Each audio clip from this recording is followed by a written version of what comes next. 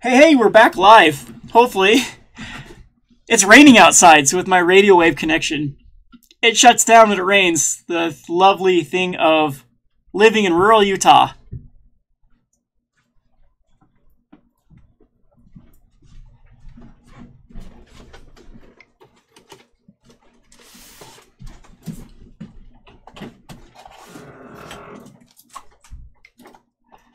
Flying prowess, huh?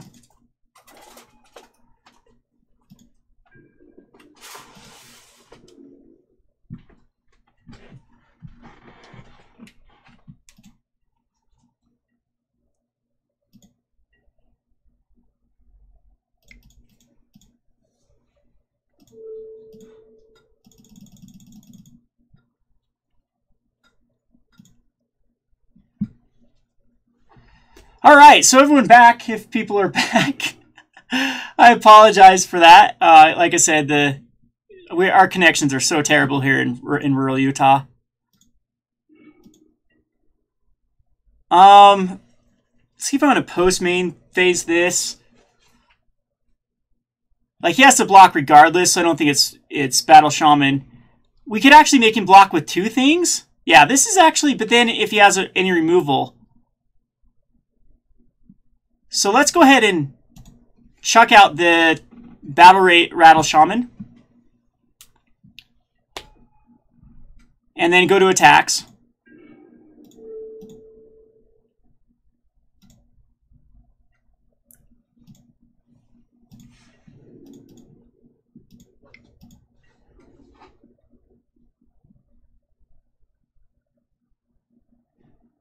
And, oh yeah, did we actually lose it? Yeah, because they do damage equal to their toughness. That's fine, we need to get it out of the way.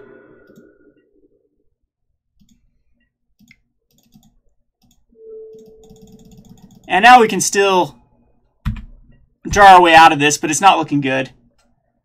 But, what were we talking about before I was rudely interrupted?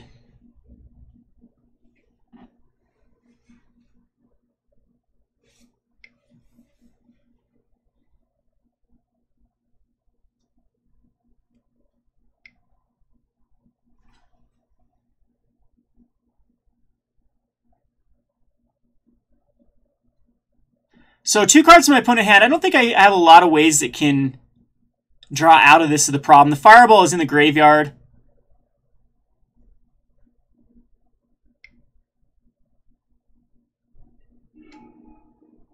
The Wall gets a Mana Leak or a Repill. Gets a Repill. The Repill, I can't use at the moment. But that's still 2 cards I got to push through. And that's not going to be one of them. Still think I should make this trade.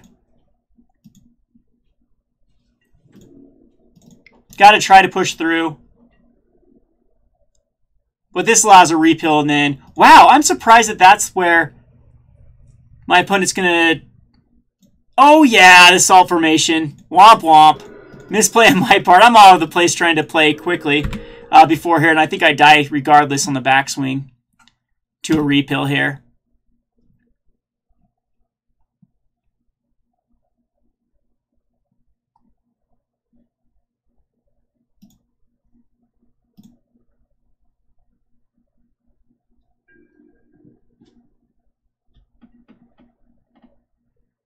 My opponent just really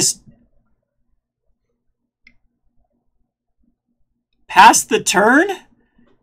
I mean, it would give me a way to get out of this, but... Like, there's a flyer.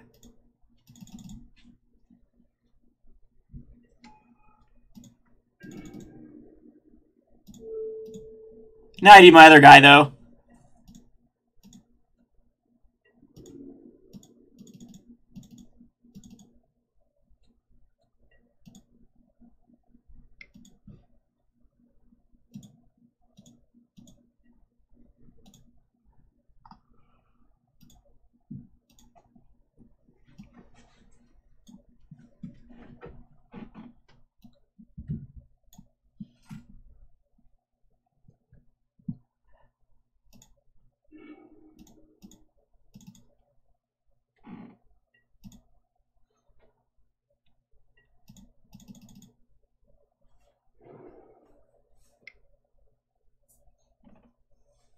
let's just go. Yep, we're going to go to the next game. There's no way. My opponent could have killed me 2 turns ago.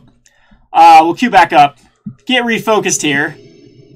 I'm trying to catch back up to everyone that apologize for the stream. Like I said, we live in a... I've tried every internet connection possible here in my town, and they're all so unstable. So, of course, it's been stable, stable, stable until I start streaming. We'll go ahead and keep this hand. We have the ramp into the Furnace Well on turn number 3, which is pretty decent. And I do like playing against white decks, except when they play Doom Traveler that is natural padding against. This is another thing what I hate about leagues is I could be going up against the exact same deck I went up against round 1. But so far we're just 1-1 with it. Another Doom Traveler. So our opponent's got some good aggression going down. But we're going to ramp into the Kokosho pretty good. And I don't know if my opponent can really deal with the flyers. And the Mind Stone can be used to crack later on. The Maze, we have a Benevolent Ancestor. So this is just, what, a Pillow Fort type strategy?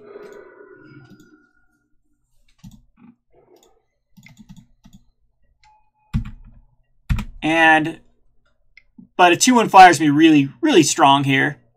Another one, that's fine. Not a big deal. It's going to be able to prevent a lot of damage, but hopefully we can grind him out eventually. We don't have the Kokosho quite yet, so we'll just Thrill Kill Assassin, which is kind of worthless to unleash it, in my opinion.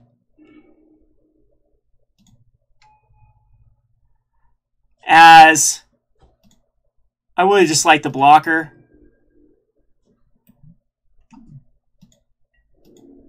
And it's pointless to attack in.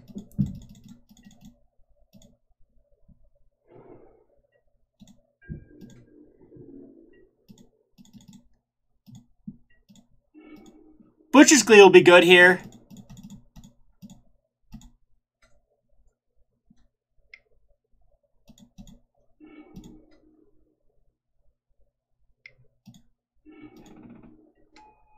Now I could attack him with both. Lose a Thrill Kill Assassin, but I think that's kind of bad. So I know I should have unleashed the Thrill Kill. But my opponent seems to be really flooded. So are we. So I'm just going to go ahead and crack the Mind Stone. There's a Furnace Well.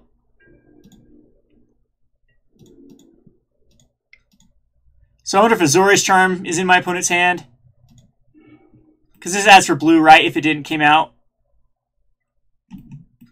Oh no, it can activate it if it has a Plains. He can cast for blue there with the Nimbus Maze.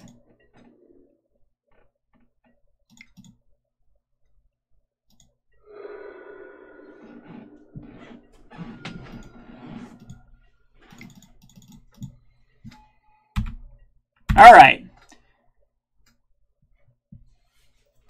Does the Black Dragon have red eyes? It indeed does. That wasn't really much of a showing.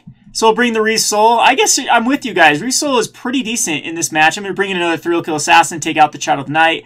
Duress, we didn't see anything, so I'm not sure if Duress is the right route to go. The Dragonlord Servants actually seem pretty decent in this match, but I'm just not impressed with the Dragonlord Servants. If we had a more high-end dragons, they, of course, would be really good, but we don't. I'm not sure we need Butcher's Glee in this particular match, so that's how we'll go. We could bring in the Moonglove Extract, but I didn't see anything besides the Doom Travelers at the moment.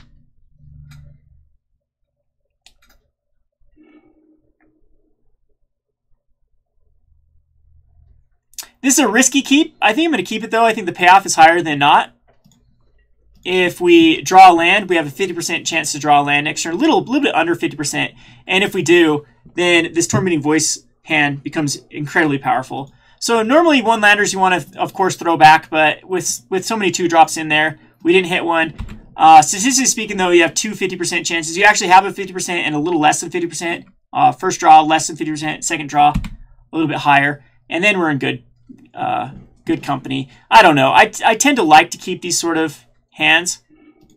We miss on this one, which sucks, but we'll take out the Battle Rage Shaman But statistically speaking with that, we should have hit. There we go. Now we're in okay shape. We can just go either Mind Stone or Tormenting Voice is fine. At this point, usually a Tormenting Voice for a Tormenting Voice. And there's another land. We have the Dragon Egg the following turn. So that did hurt to be behind, but we're also not in terrible shape. We'll actually use our mana next turn to Reef Soul the Absent Battle Priest, since it is a sorcery.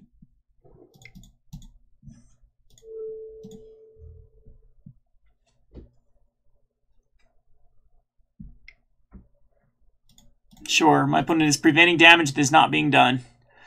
Okay, and then we have a land drop for the next turn. So, still in pretty good shape.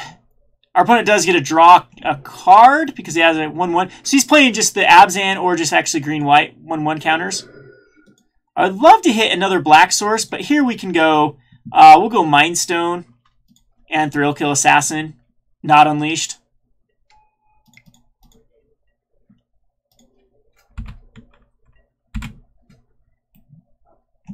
Oh, this can actually do creature.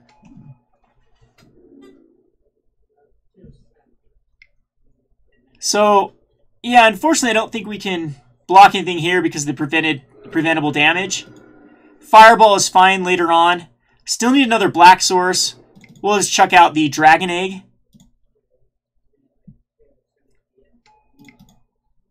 And put out another Assassin. This makes the attacks a little bit tougher for my opponent.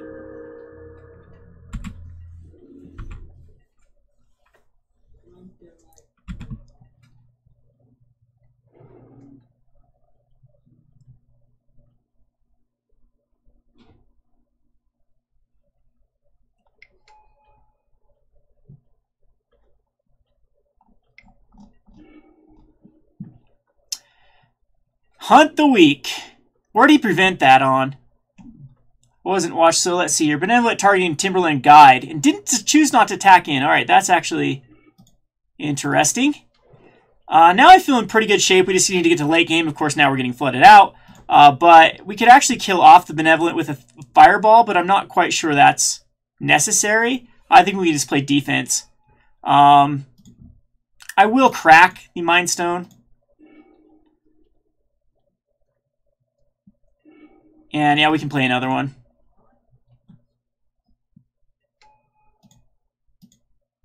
Not quite sure if my opponent looked like they were playing blue, but didn't Evolving Wilds for it. So the Nimbus Maze is kind of an awkward card if my opponent is not playing blue. Is there any other point besides that? I'll have to read what Nimbus Mage does.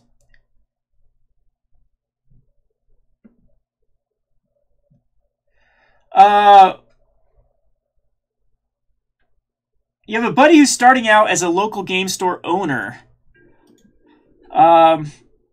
He's having a tough time with Wizards, to say the least. Yeah, Wizards customer service is awful.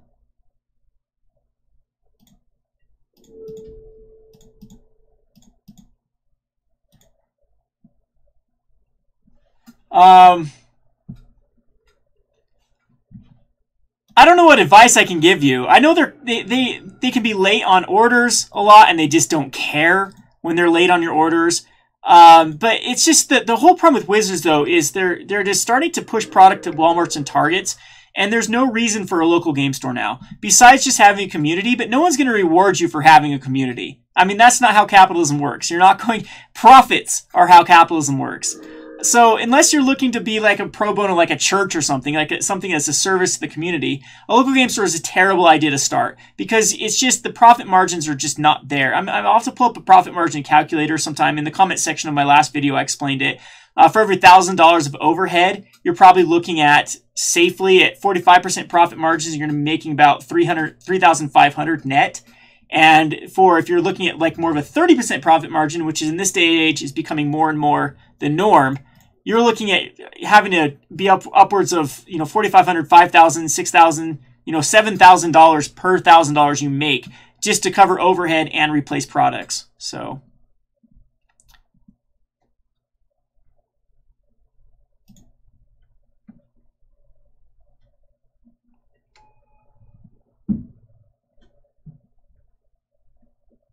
Alrighty. Let's go ahead and attack in.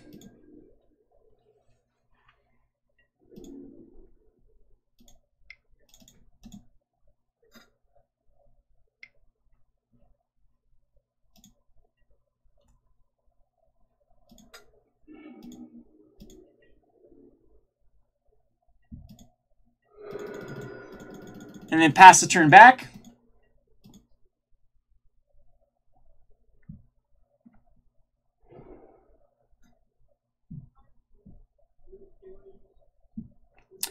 Opponent is really flooded. Let's hope an Elish Norn doesn't come down here. What else could be? What's the Vorniclex?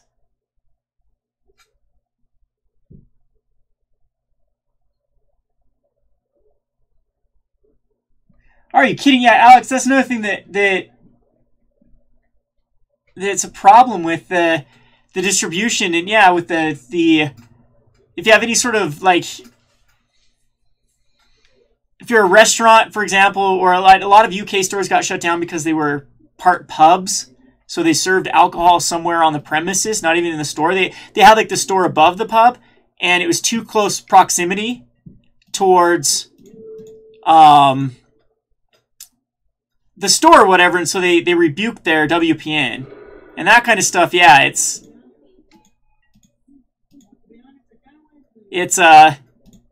tough for stores with WotC enforcing these nonsense policies, in my opinion, and then throwing product at Walmart and Target and all these other places to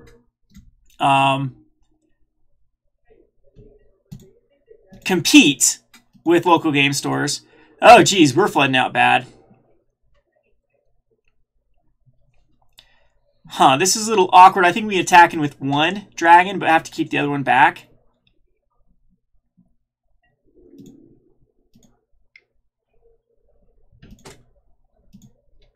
And then keep the 4 back that we can pump it to kill the dust, the Baloth. If that makes sense. I don't want to fireball anything quite yet.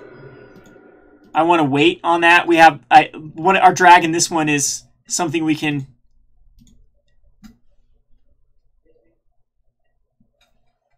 How does this prevent the next 1 damage that would be dealt to target creature or player? How does that work with Death Touch? That's just a mess. If I double block.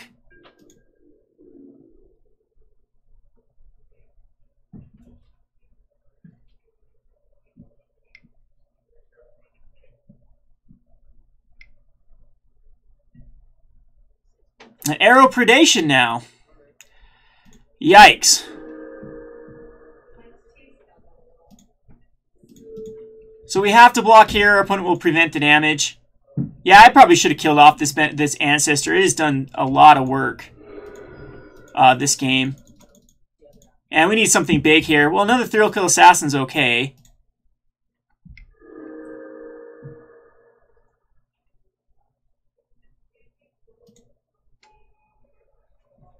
Not unleash it, and yeah, this thing's got to go.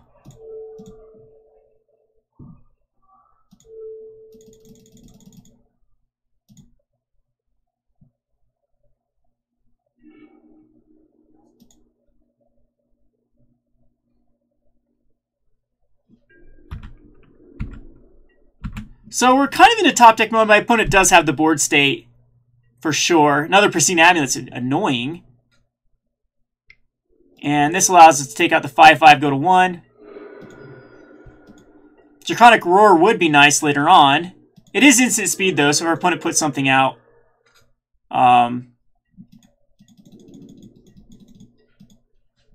we can kill it.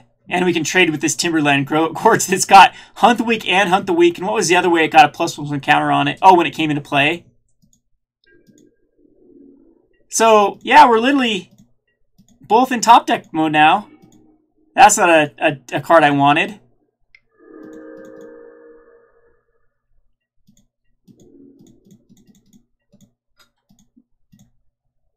The only archetype we've gone through right now, Alex, is just this Dragons. We've played some interesting ones, a Mardu mid-range deck, and a... Do I care about Draconic Roaring this? I guess I do.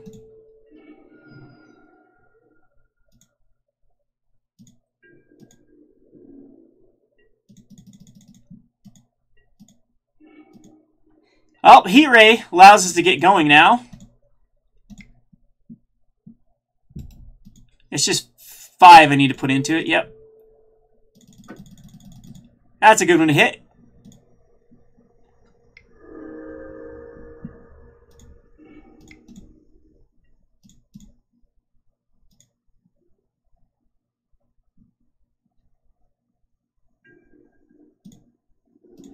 And we're almost got our opponent down to a 20 at the starting life total.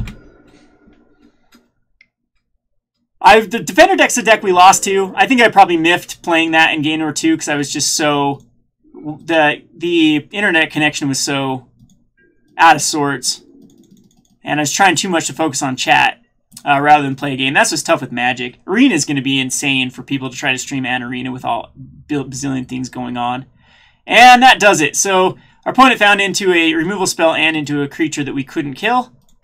So we are going on to game 3. I like our chances versus this game. I don't think we need like Butcher's Glee or Mark of Mutinies. Mark of Mutinies are okay versus a 5/5, but I don't think they're going to get us there. Dragon Tempest is kind of interesting. It can pick off some stuff, but I don't know if we make any changes. I think this is fine.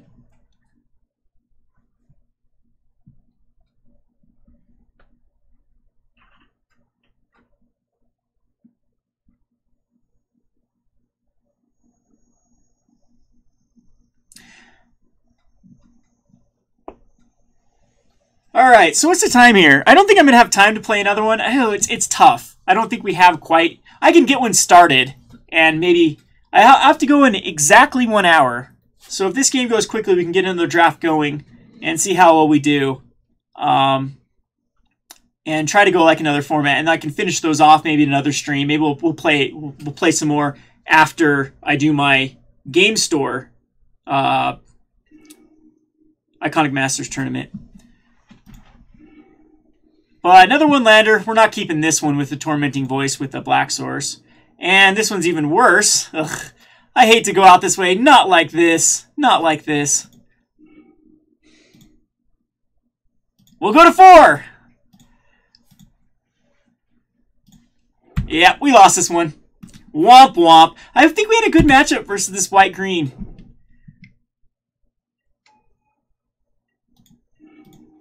But unfortunately...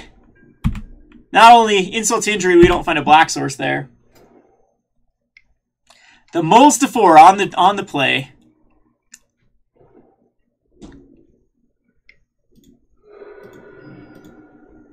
Well, at least that's card advantage. That's why I like playing these lands.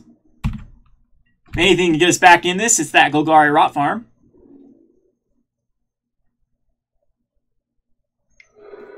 And my opponent not hitting a land drop that turn, or did they put it out? So we have a Reeve Soul that can take the Breton Forge Tender, but let's play our mana correctly here.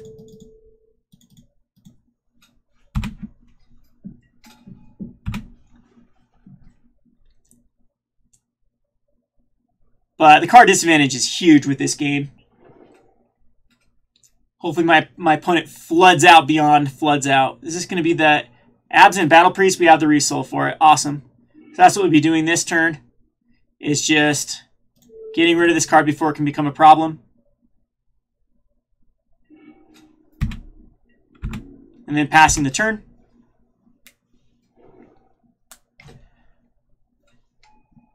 Now an Obstinate Baloth in here too. Draconic Roar is okay. We don't have really a target for it at the moment.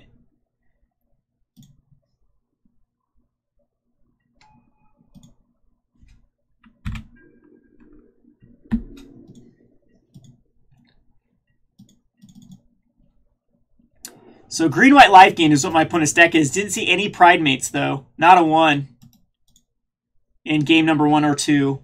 So it looks like they started to go life gain and then kind of fell flat with it. That's my assumption, unless they've just been very unlucky not to find. But that game 2 went on for quite a while. There's a Judgment.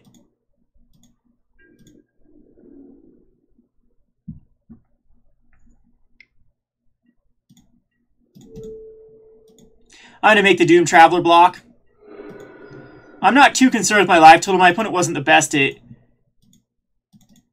picking me down. Draconic Roar I don't think I need either because we do have the Dragonloft Idol. And so we'll just go ahead and go the Thrill Kill Assassin.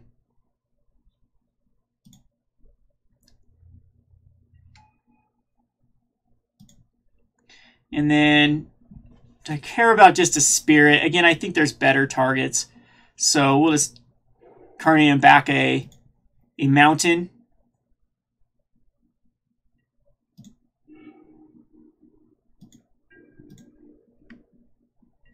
And attack in.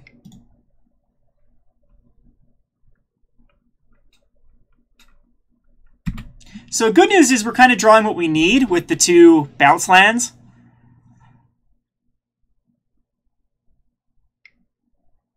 Sure. I'll trade that any day. 4 damage for half a card. Yeah, that's fine with me.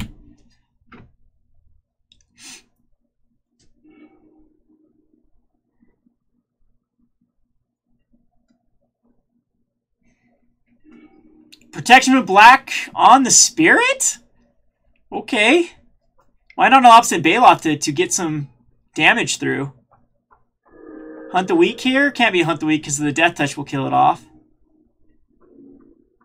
Oh, on the Spirit. Okay. Yep, there we go. So we're still in great shape. We're still in pretty decent shape here, I would say. We'll go Dragon Egg.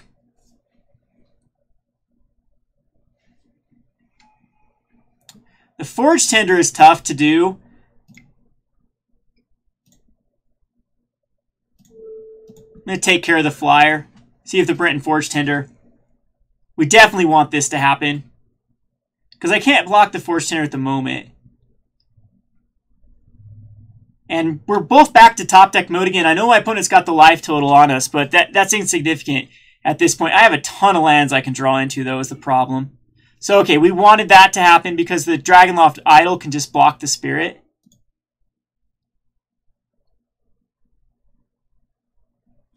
And the Brenton Forge Tender is something that is kind of a rough card for us to deal with as well. I get attack in here. It leaves us open for... Yeah, I think we do need attack in. Because I'm not going to be making the trade with the Obstinate Baloth, I don't think. This card, if I pull a Fireball, is actually going to be very significant. So yeah, Search for Tomorrow is pointless. Does find a blue source. There's something my opponent is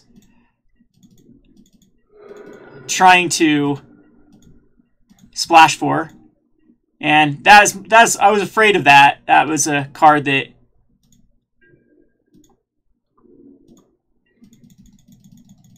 I didn't want to draw into. I know there's a ton of lands left in my deck. I'm going to keep it in my hand just for the Tormenting Voices. And you want to always make your opponent think there's something. That's the top deck? Really? That's the top deck. An Aerial Predation. So now I need a Fireball off the top, or a Reef Soul, or we're just dead, or any of the Flyers. We have a lot of outs here. That is not one of them. Good God! Not only do we mulligan to 4, but that was some pretty crazy top decks there at the end. I'll play that matchup all day long. I don't think the deck did very bad. I kept some risky hands, got punished for it, and that 4, mulling to 4, your chance of actually winning a mull to 4 is next to nothing. It's very, very low. And so for us to actually come back from the mull to 4 on the play to that point, I'm impressed with how the deck ran. Whoops. Well, let's get another one going. I know I could probably get the draft going, but that's probably about it before I got to go. So let's do another drafts league here and see what we can find this time. Did I just do an Ixalan? I just queued up to an Ixalan draft. I apologize for that. Well, we're doing Ixalan, I guess. We have a double strike Dinosaur, Navigator's Ruin. Taking a first pick Navigator's Ruin is actually quite fun. But you have to, usually, I found with this deck speed too. Welp. Right here, though, I do have some experience playing this. I think the best card by far is the Steadfast Armasaur here. I don't like going in the Goring Ceratops. It's kind of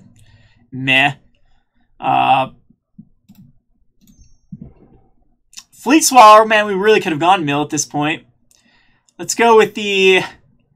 We'll play this sometime else. This draft will probably take too long. Maybe we can get an the draft in at the end here. The Spiketail Ceratops is garbage. The Tishana's Wayfinder. Paladin better than Tishana's Wayfinder? Not sure. Better than the rest of these, though. Better than the Anointed Deacon without knowing we're going into it. So I'm thinking we're going to keep the Paladin. Paladin just might be a little bit more powerful than Tishana's Wayfinder. Swordpoint Diplomacy is actually a very awesome card. It looks like black is wide open. Yeah, I couldn't even cancel that draft. I queued up and it was ready to go. The Mark of the Vampire is good here. Tishana's Wayfinder is good here. But I want to take the card I want to take the Swordpoint. It's a pretty powerful card. Very underrated in my opinion. Look out, Dispersal. We have a Raptor, Deadeye, Interloper, and Deadeye Tormentor. As well as the Cutthroat. Pounce is the best card here.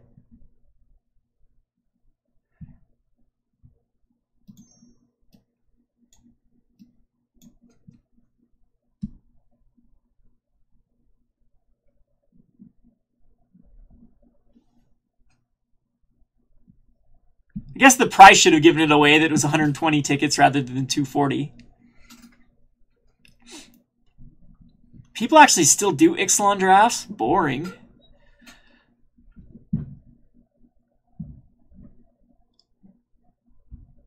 I guess we could double queue it. No one wants to see this. I'll just double queue it. All right, let's go with a leagues. Boom, like that. Let's go the draft, the Swift Draft League Intermediate. Yep. There we go. This one's better. And until that queues up, we'll draft some Ixalan. We have a Storm Tamer. We have a Kinjali's Collar. The Fleet Hoarder is actually not a bad card. Neither is the Mystic's actually the Mystic is incredibly good. And since it's this open this late, I actually like this card. So, you know, we're all over the place. Dinosaur, Vampire, Merfolk, but that's typical early. Deep Root Waters is still here. So maybe we just like kill our first two picks and we move over to the Deep Root Water. It's a powerful card if you can pick them up early. That's the only time you want to be picking up the Deep Roots, is very, very early. And I'll keep an eye on. There we go. All right, so I'm just going to pull this one. Thundermaw Hellcat again. It wants us to go Dragons. So I'm just going to throw this Ixalan over here, and I'll try to do my best drafting double with, of course, we're going to take the Thundermaw Hellkite. There's probably a few cards you take over it. We have a Draconic Roar and a Dragonade that could come back. But, all right. I guess I could put this on double screen here. Can we do the dinosaurs if we had to? Fiery Cannonade is fine. Oh, another Navigator's Rune. We could get two of them coming back. Yes, let's do it. Conqueror's Galleon's pretty good. Yep, let's take the other Navigator Rune. We have double. And now we can pick up a bunch of cheap cards.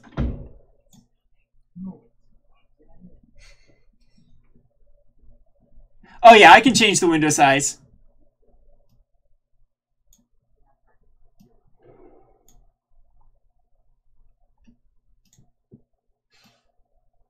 That better for you?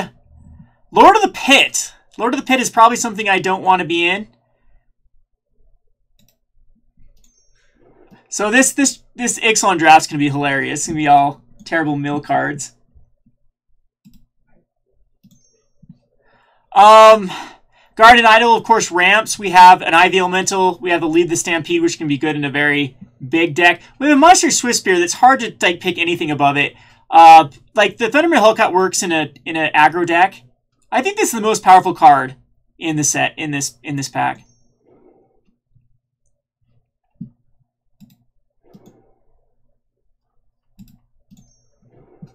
You guys don't want to see this Ixalan draft. It's terrible. Kiln Fiend, we can pick it up early. We have a Furnace Whelp that can go into Dragons, but I think the Rager or the Kiln Fiend's better here. But let's go aggro. So far we're mono red aggro. And it's easy to splash a color at that point. Woo! It's getting hot in here, guys. We got the Kiln Fiend. ×2 and a Swift Spear. Wow. Meanwhile, in our terrible Ixalan draft.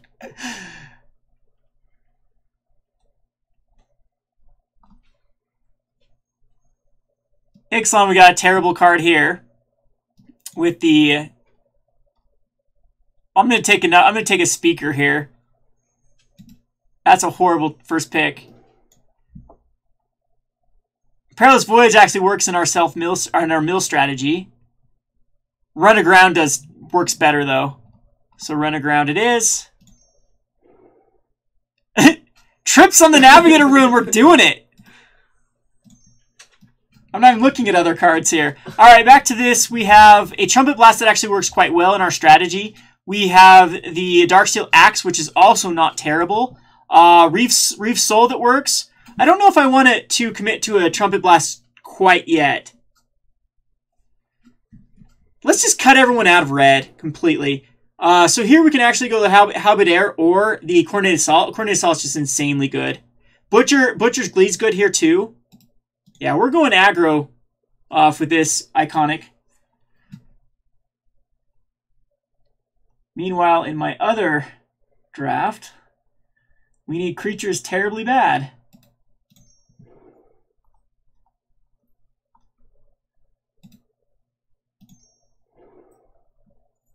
Wow, this is actually ended up pretty good on the other side here.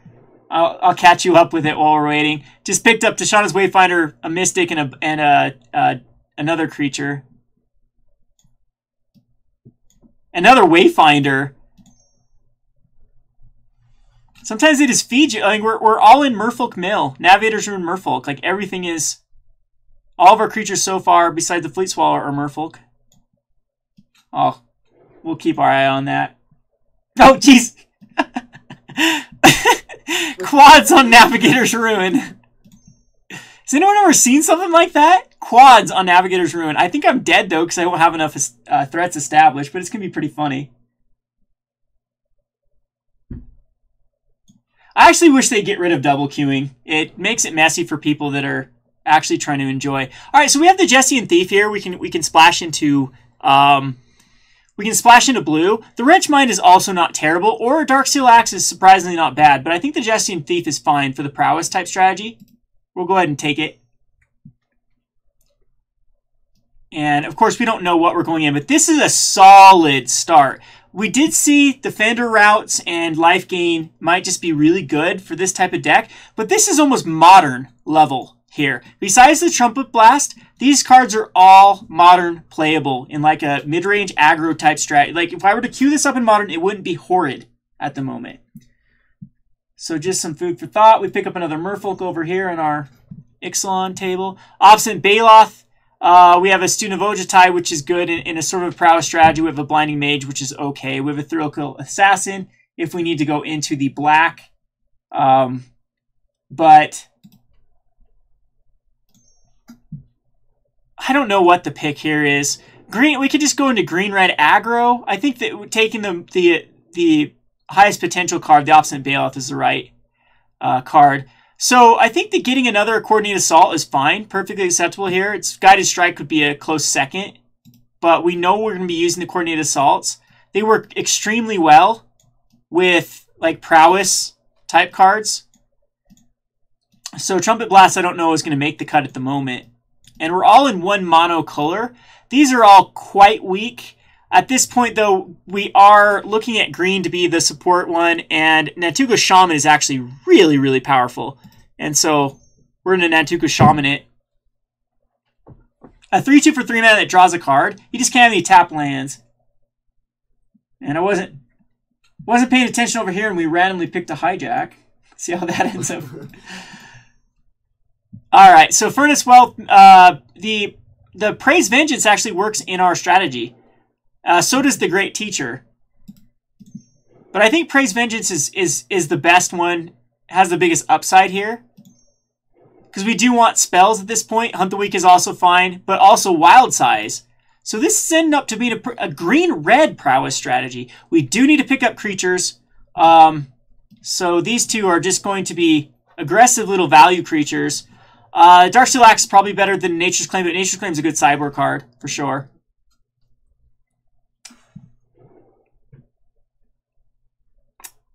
And that's actually a playable card. And that's actually a playable sideboard card. Alright, so back over to Ixalan for a second here. We have Ripjaw's Raptor. This has actually ended up being a pretty good pool. I don't know if the 4 Navigator's Rune is going to make it worthwhile, though. We get a gift here with the Savageborn Hydra being in our colors, and I think that's fine. There's nothing else that's nearly in our colors. I don't want to be even thinking about going in other colors. We have a little +1/+1 strategy that looks like it might end up being playable. Mark of Mutinies are actually very powerful in a strategy like this, but so is Fury Charm. I hate to play a Fury Charm this early. The Netcaster Spiders I'm not too happy about. This is just a bad.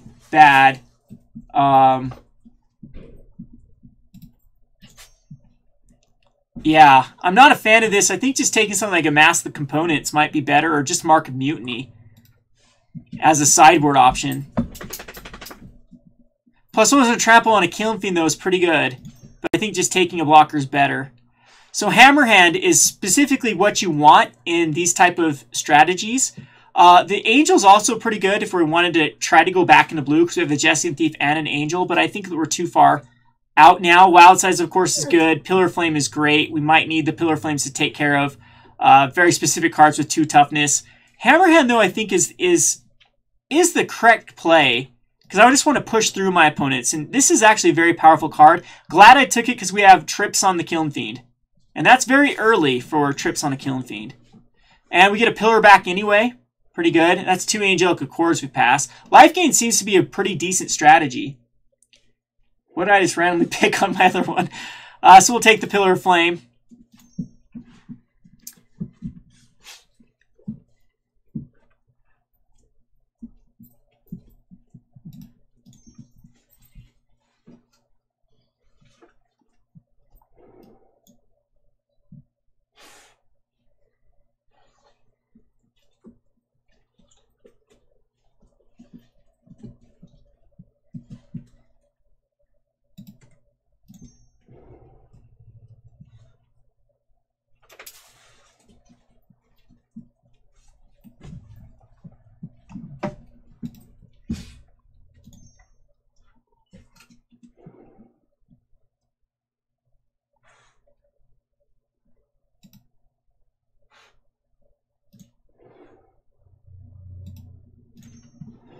Alright, so Sultai Flare is pretty bad. The Blade Wings Thrall is good if we would be in any sort of dragon strategy. I don't think it's bad here to actually be picking up a Furnace Whelp.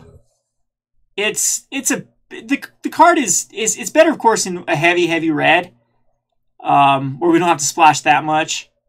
But it's still the best pick here. I think it's better than the Guardian's Idol or Dragonlord Servant. And yeah, it's fine.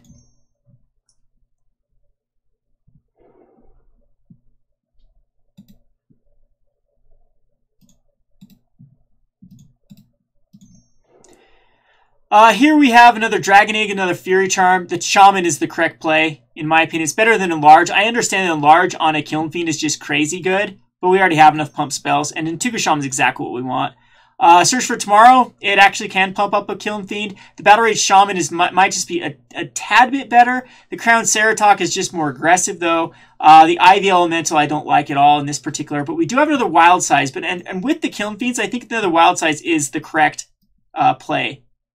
So we actually have a pretty complete deck at the moment. Another Hunt the Weak is fine. Yeah,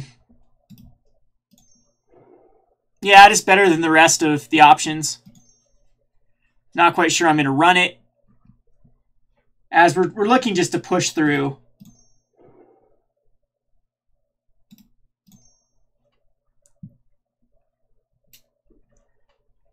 I'm about to show you this deck that I've just been randomly picking cards with. It actually is pretty funny how well it actually ended up. We can take the Fury Charm. It's another pump spell. We're pretty heavy on pump spells. So this third pack, I really want to pick up Kiln Fiend and a Kiln Fiend, or like a Monastery Whisper and a Kiln Fiend. Because now we're really low on particular cards that are useful. Or creatures that are pumpable. That's what I was trying to say. Another Praise Vengeance, it's fine.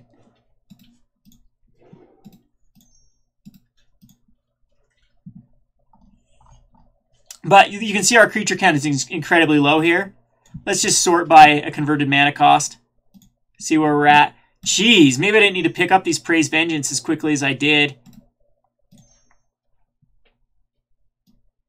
But we have a deck, in my opinion. I mean, it's very dependent on that Kiln Fiend, but it can finish off the game insanely quick. A lot of cantrip-based cards. Get a Aerial Predation for the sideboard that can take care of things.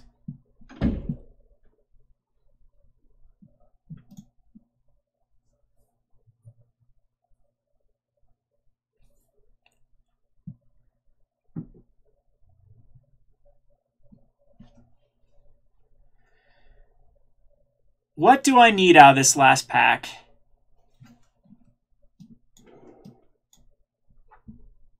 I don't know if Rampaging Balos is just too heavy on our curve. I think Borderland Marauder, in all honesty, is a better pickup here. Now, a lot of people are like, man, this was a mythic. This thing just ends the game if you have it on turn 6. I don't want to get to turn 6 with this deck. I absolutely do not want to. So, I think the correct play is just to take the Borderland Marauder and pass the Rampaging Baloth. And this is something we do want. It's a 3/2 when it attacks. 2-mana spell. Can be pumped up with the Praise Vengeance, the Wild Sizes, all that kind of stuff. The Hammerhand. It's exactly what we want to see.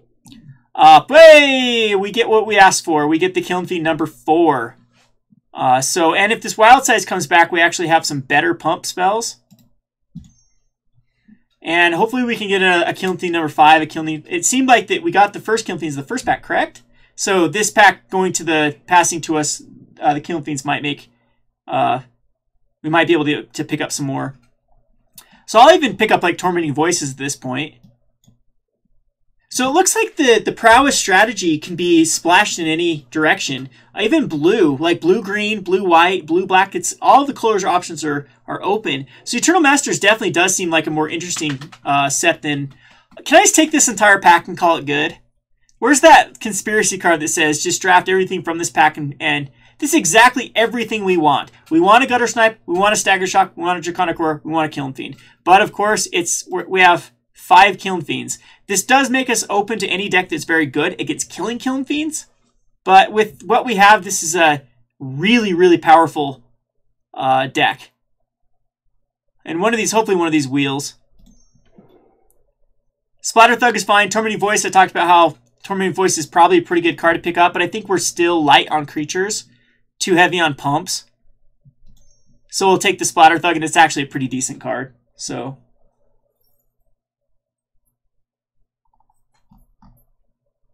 at this point, we do need to start cutting cards. I still think 15 creatures is probably the right number. So Furnace, these two are the cards that are most likely going to be cut. Savage World Hydra is kind of weird in our deck, except for that keyword called Double Strike. Makes those Wild Sizes really good. And this one doesn't. Yeah, that one. And yeah, same thing with the Praise Vengeance. So Assault Formation is terrible with our deck, of course. Boros Garrison is something we could be running. I like these type of cards usually. I'm just going to take the Aerial Predation as a sideboard option. We have 4 Aerial Predations. Bring it, Flying Decks. Hero's Bane's actually not terrible here. Neither is a Timberland Guide. A Timberland Guide can put a +1 counter on a Kiln Fiend. The Keldon Halberdier is also not terrible. The Heat Ray is a quality card. But Hero's Bane might be the top end we're looking for here. No, man. Do we just want a Coordinated Assault out here and really take down our curve? Ah.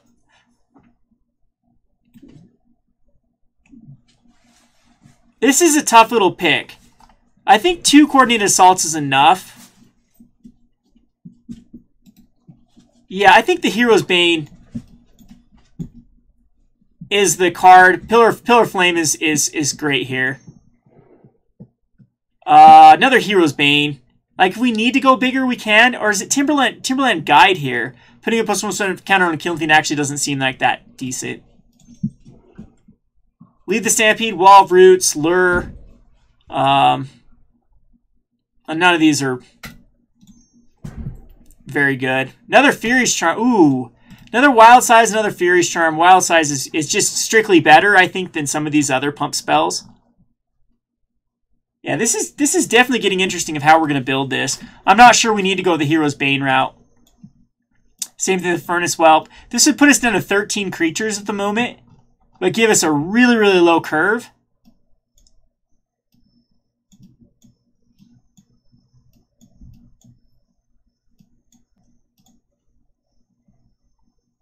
And I could honestly even bring in Mark of Mutiny and go down to 12 creatures. Because Mark of Mutiny is very powerful in this deck, but it's more of a sideboard card we'd bring in.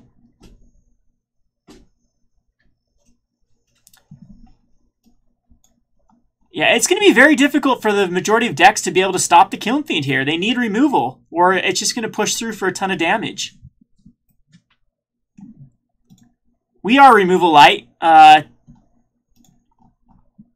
wondering if Hammerhand is necessary. The one problem with Killing Fiend, though, is the toughness does not increase. So that will just make like cards like Coordinated Assault just better than... And we'll run a Draconic Roar. We'll probably end up running it in the main here just because of the 3 damage spell. Yeah, you can't be sad about that card. But I don't know if we can go down in any creatures. Maybe the Obstinate Baloth.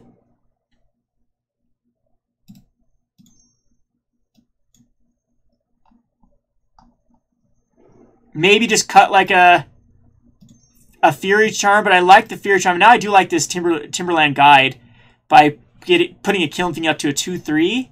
I don't want it. Yeah, I'm happy with these picks. I'm really happy. The only thing I could like cut out an Obstinate Baloth, but it's a 4/4 for 4. It puts us down to only 12 creatures and 25 lands. And that is a little bit risky of where I want to be. I think the actual cut is one of the pump spells, and Hammerhand might be that card that just doesn't have the synergy it has with Heroic or with Prowess, that Killing Fiend doesn't have either one of them. And it's something that it does permanently give our Killing Fiend. Honestly, we could go to a low land count. 15 land actually does seem reasonable.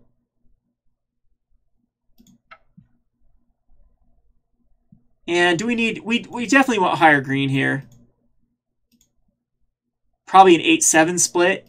We only need double red for one thing. And we definitely want to... So Nantuko Shaman actually... Did I misread Nantuko Shaman? Say if you have any untapped lands. If you control no tap lands. So the Suspend is where it's good. Oh, I think I overvalued. I thought it was this one that if you controlled no untapped lands. So this one's actually a little bit rougher to suspend it in. No, it's still probably better than Baloth, I would assume. Or Furnace Whelp. Furnace Whelp can get in there for the evasive damage. That's probably just better than a Shaman. And at this point, I think I'd like not to splash heavy into the green, and maybe just go something like a Crown Ceratok, even though it's not. It's just a 4/3 for 3, so it's something. Or we could go the Timberland Guide just to pump up some of our creatures, have an early threat. I think that's actually better. Or we could just plain cut this and go to 16 lands, but that's getting very risky. Yeah, I think that we wanted like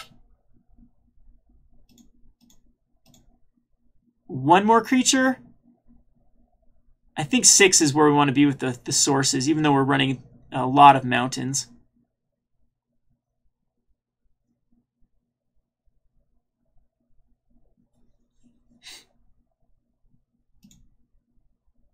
All right, we might be able to play some of these. I've got like 20 minutes, 30 minutes. So let's go ahead and play this.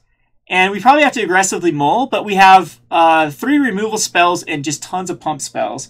And this is just all in aggro. which apparently is an archetype. I saw a lot of like life gain would have been really good to switch into. With that one, it seemed to be everywhere. I think we could have got 3 of the angelic accords and a lot of creatures here. Well, we're keeping this hand. We have 12 lands we can draw into, so statistically speaking, just 1 out of 3 every turn. And we have the Kiln Fiend. So let's run some people over. Of course, I don't want to see a white deck because it tends to be the anti-color. But we have some good cards here. And we drew a land, of course. But now we have 11 lands, so we're under 50 or 30% per draw. Ooh, I kind of just don't want to run out of Kiln Fiend here into a Reeve Soul. Oh, we have the backup one now. So we're good.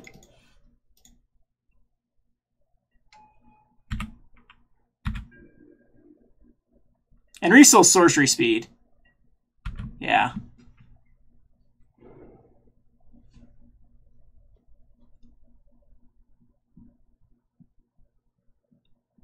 We have a pretty powerful play. Like, best case scenario, I want to put out the Abzan 3/2 lifelinker so we can Pillar Flame it and swing in for 4 damage and get another Kiln Fiend out. And then we have Praise Vengeance that's going to do a lot. Oh, wow. Yeah, we're in great shape. Another probably Mardu mid-range type card. So here what we're going to do is we're going to go Kiln Fiend. And we'll just do this now. Because I don't... Is there any instant speed lightning bolt type cards? I don't think there is.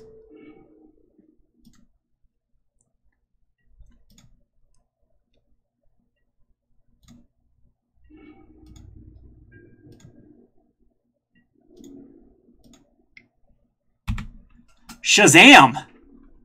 That's a pretty powerful turn 3. With a, we have a rebounding card next turn too. That is going to definitely give our opponent some problems.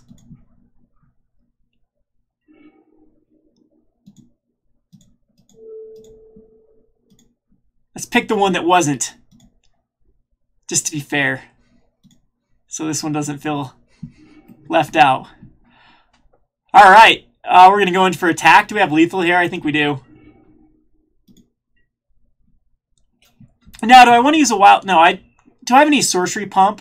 So we do want another green source here, because what's the one... Oh, I don't know. We have Coordinated Assault we can draw into, which is a 2 of, and then Praise Vengeance, which is also a 2 of left in the deck. So it's pretty 50-50 how I play it here. We're going to go for the Coordinated Assault. For the Pillar of Flame, can do damage to creature or player.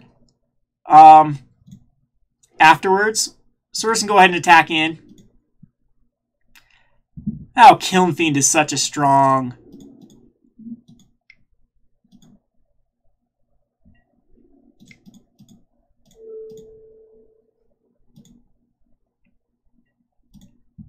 And that's just lethal unless my opponent has some removal.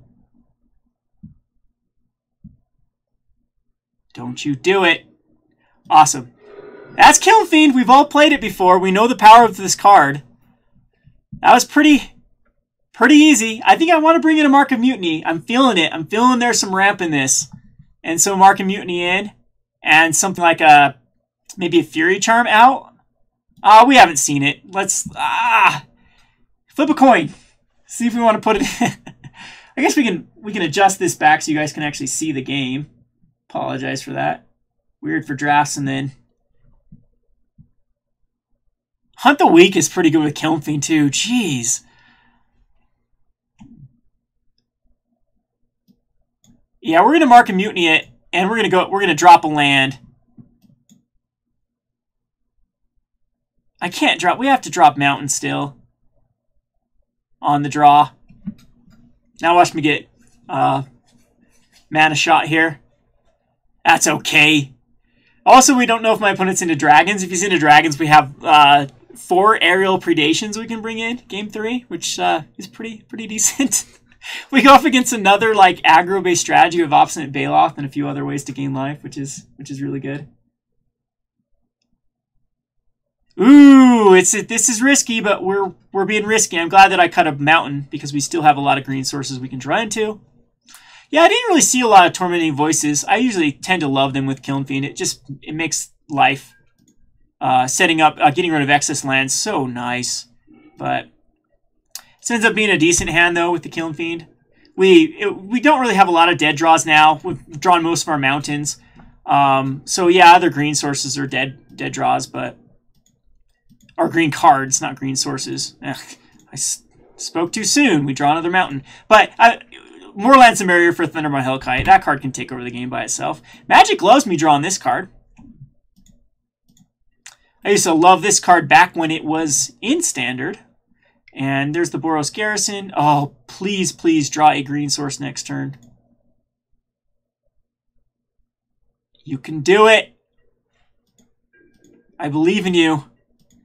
Magic. What a jerk.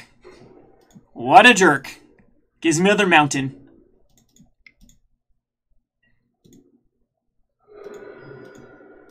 Not going to burn the Coordinated Assault yet. So now the only cards that are dead draws are really mountains. We don't want another one. A green source, of course, would be great. Another green card gets us at least closer to when we do finally draw that green source. Worst case scenario, my opponent just Lightning Helixes off my Kiln Fiend. I will shed many tears for this Kiln Fiend. We do have Thundermaw Hellkite coming up, though.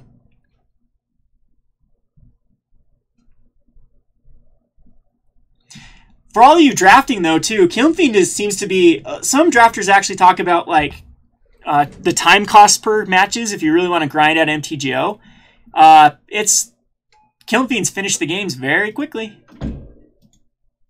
Alright, so Seeker of the Way tends to be one of our anti-cards. There are any sort of instant speed, like Swamp base. Well, we did find another Prey Vengeance, so we'll go ahead and attack in with the Kiln Fiend.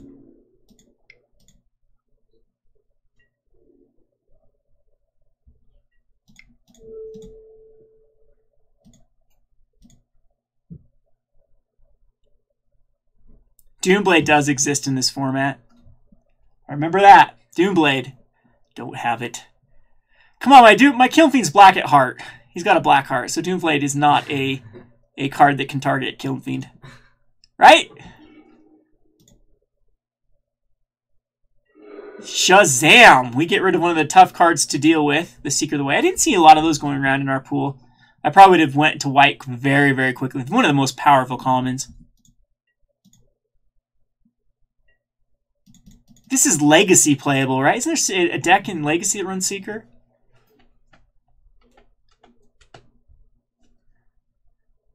The little Kiln Fiend that could.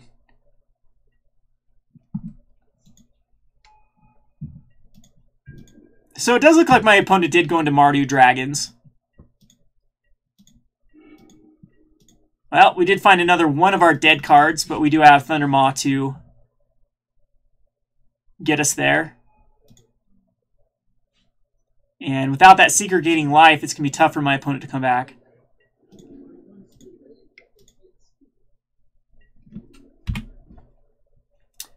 Can your opponent see these little caution marks? I don't think I've ever seen my opponent. If so, that's ridiculous, MTGO, for adding that little caution mark when you've F6'd. This one here, anyone know?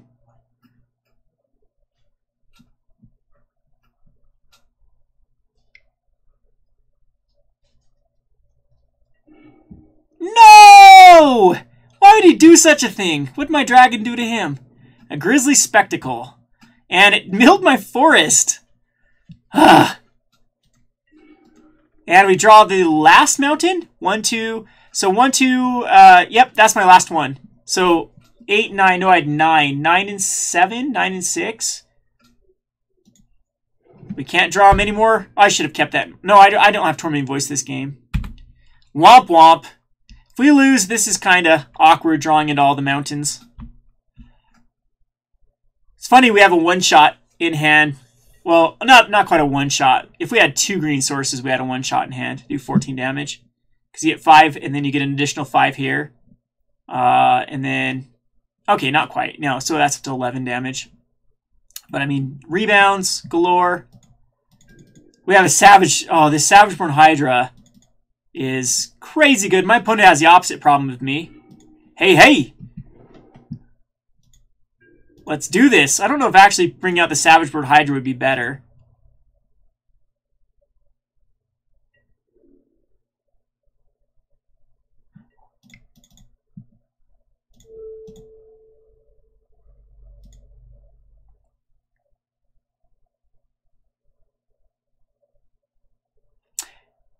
And, well, to be honest, I probably should have made that attack, because this only pumps it up to a... No, it does. It pumps it up to a 4. Yes, I should have. Don't do it. Don't cast anything. Okay. Well.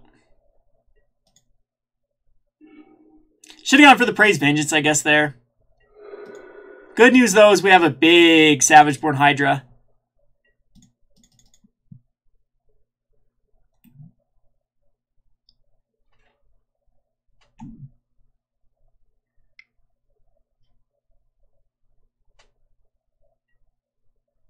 A monument. Guess that's it. Does it arrow predation artifacts? Can't remember if it does or not. If I'm thinking of another, just hits the flying creatures.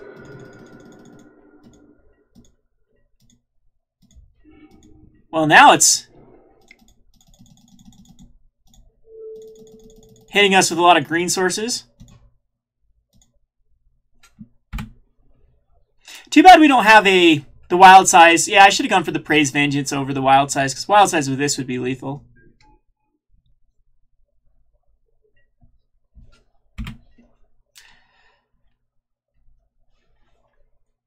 All right, we only have 4 lands left in the deck, so we're in good shape here without having to draw into lands. And I guess the more lands, the merrier with a Savage-born Hydra, unless we have another Foul Tongue Invocation. That's the problem with like these low creature-based decks, though. Sometimes that you have so many pump spells and you don't get a creature, or so many creature and you don't... Aww.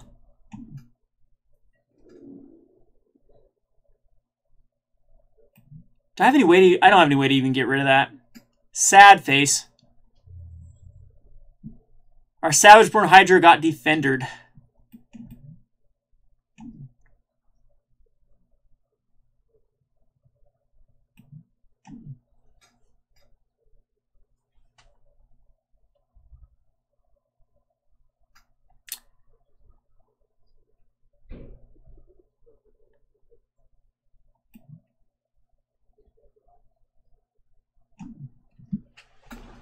So, what's the other... Oh, it's not the Savage, but the Born. What's the other one that used to be able to remove a counter to?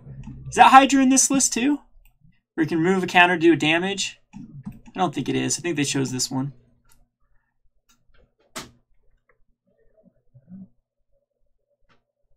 So I don't know if it's my fault, if my stream's going down again, or if it's... Nope, it looks like we're fine. My opponent's just taking forever. Should I show you the Ixalan draft while we're waiting? Randomly picking cards here that we end up with. So, yeah, wow, randomly picked a Sun Petal Grove for us. So this is probably what I'd end up with. The creature count's very low, but look at this. Look at this nonsense. I've never seen this happen in a draft. 4 Navigator's Ruins. I wouldn't run the Swallower. I think it's overkill with 4 Navigator Ruins. But a lot of these cards we're paying so much attention. We end up with 2 Tishana's Wayfinders, a Vineshipper Mystic. These are super good in a mill-based strategy. You run agrounds and Lookout's Dispersal, just because they can help tempo it. I don't know if Lookout's Dispersal would end up being in this deck, though. Probably more of a sideboard card. But there's nothing we can really bring in. But go 17 lands would be fine. But we have a deep root waters with 1, 2, 3, 4, I guess just 5, 6, 7 merfolk, 8 merfolk, which is, or 9 merfolk. 1, 2, 3, 4. No, that's Blinding Fog's not a merfolk. That's a prevent damage. 1, 2, 3, 4, 5, 6, 7, 8, 9 merfolk. So it's worthwhile for it, for the Deepwater Roots. And the cool thing about Deepwater Roots, it gives you so much ammo with the Navigator's Ruin. So I don't know if we'd actually splash white to try to throw something in. Like these two. And maybe cut like a Blinding Fog. And then we have the Sun Petal Grove. I don't know if that's enough to kind of mess up our mana base.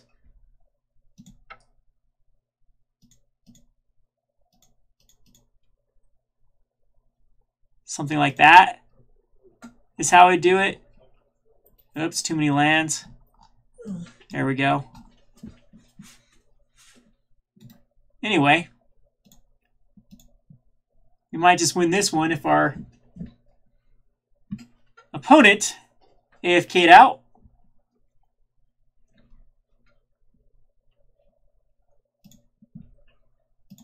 I'd take this draft.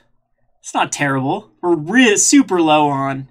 I guess we're not super low on creatures. 15 creatures. Super low on control cards.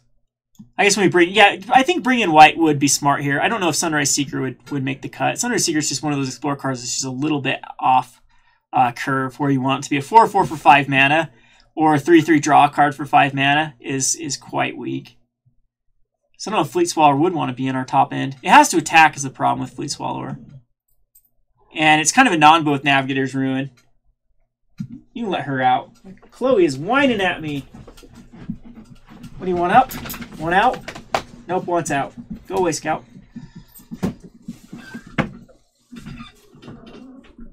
Should take him out. For a run? No, just to... Go to the vent. Yeah. Where are the leashes? They don't need leashes, they're fine.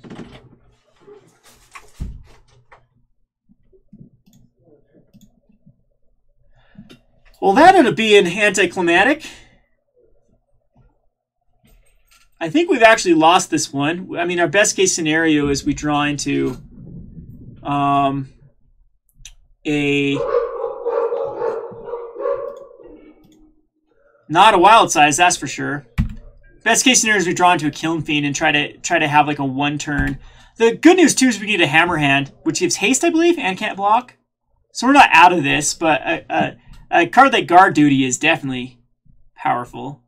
So I might bring in a bunch of destroy creatures with flying, because it does look my opponent is on dragons. And just a random Blood Baron Viscopa. That's always nice.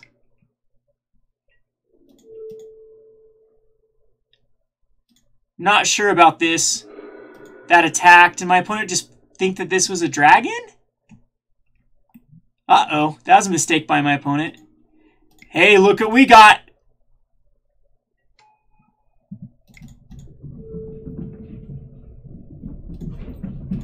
Whoops, I shouldn't have used the other green source there. The Kiln Fiend is real.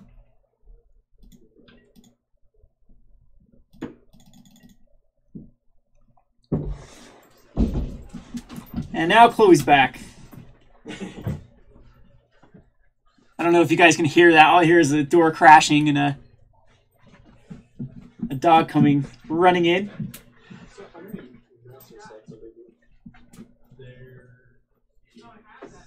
Is he still not playing? No, he's back. Being slow. So it's a Lightning Helix, so we're going to save our dude.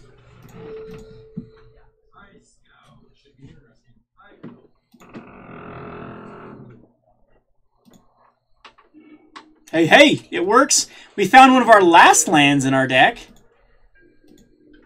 Probably should get on to the Praise Vengeance either. I wanted to draw a card there and spend the mana more appropriately.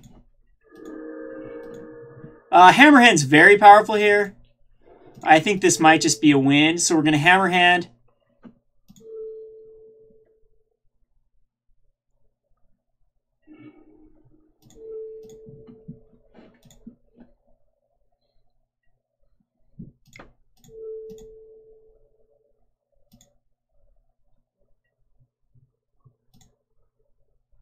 No, I can't quite get there because we can only get up to 12.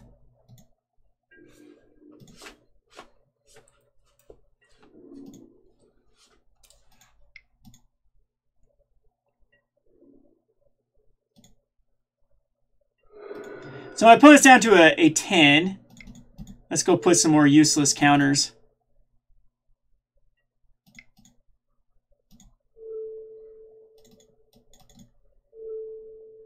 On our Savageborn Hydra.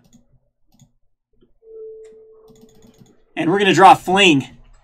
That's what we're going to do. We're going to draw an assault formation that can make our Savageborn Hydra attack.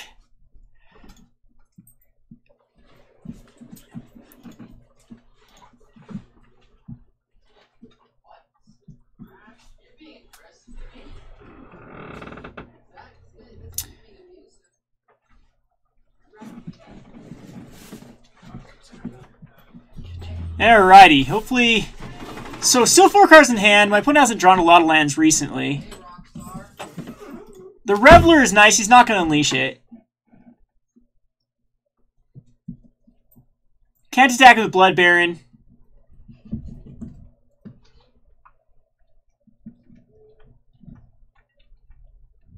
Enters the battlefield, choose a color. Enters the battlefield, has a chosen protection from the chosen. Ugh. So now it's pro red. The good news is we can still draw into a wild size and possibly push through enough damage. I mean, that makes it very awkward for us.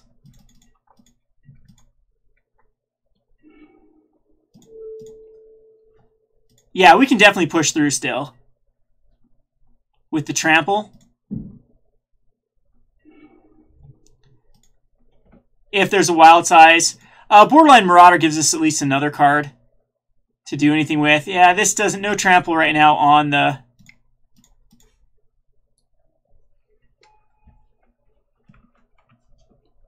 So we'll just pass the turn. I hate to let this go long game because we don't really have a good strategy. We still have 2 Kiln Fiends, 3 Kiln Fiends we can draw into, but compared to our opponent, I'm sure my opponent has some more high-impact cards. Like an Archangel of Thune. Yeah, Arrow Predation is coming in.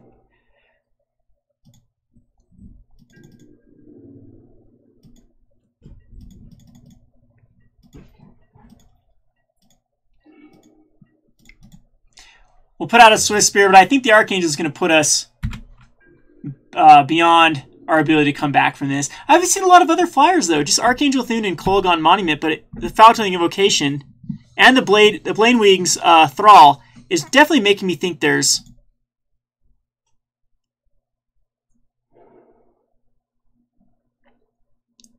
So I think he's going to animate the Kolaghan's Monument. Can actually even attack him with this, and I can't do anything about this coming in. So I think I'm 2 turns away from dying. So what I need is, like, I don't think Wild Size does it. Yes, Wild Size would be the best thing because it can draw us another card, too.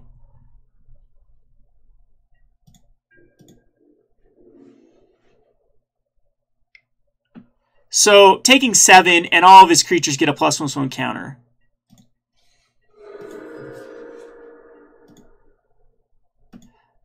And I believe, yeah, I believe it's just lethal next turn unless I draw into something that can push through. We found it. So, do I want to go Wild Size? The problem is Blood Baron Viscopa attacking with other creatures gives him 5 lifelink damage. So, but if I just televise this, I'm not sure that's going to work out in our favor either.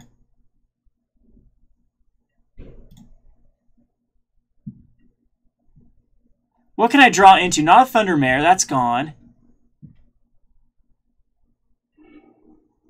Fury Charm gives Trample.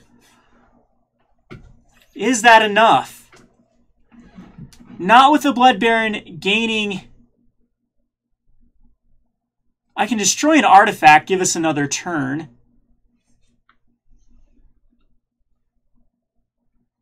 Because the Blood Baron on a Swiss Spear. But we already have Trample. So we have Trample right now that can push through.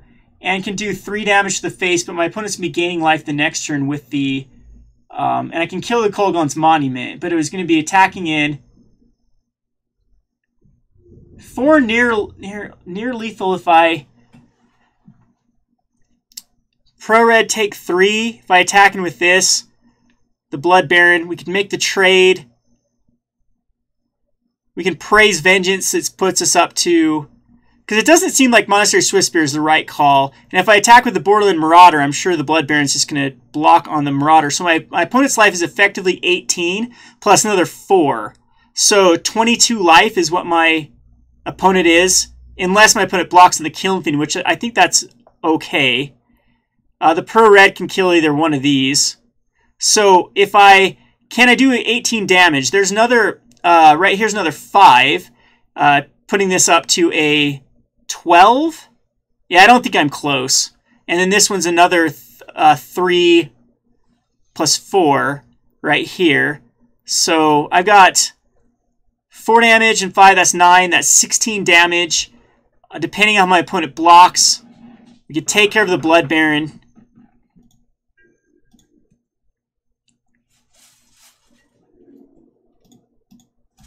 I think I'm going to go for it.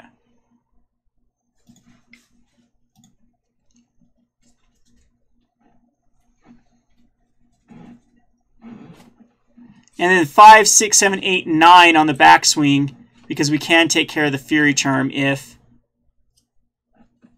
Yeah, that lifelink off the Blood Baron is tough. Close game for how much we flooded.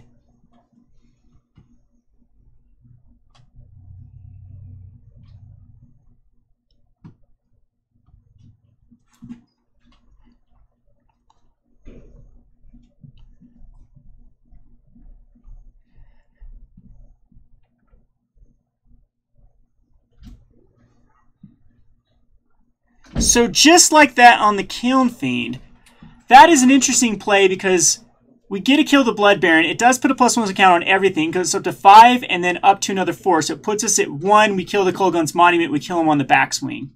So I think I'm okay with this, with the Praise Vengeance. Or do we just have lethal here with him not blocking? So let me just do the math here.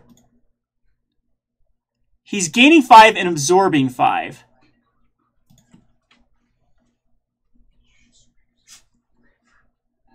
So effectively his life total is a 23 actually. Wow, yeah, I've messed that up there. So 23 is his life total. Where 5 is going through. I put it on an 18, 17, 16, 15, 14, 13, 12, 11,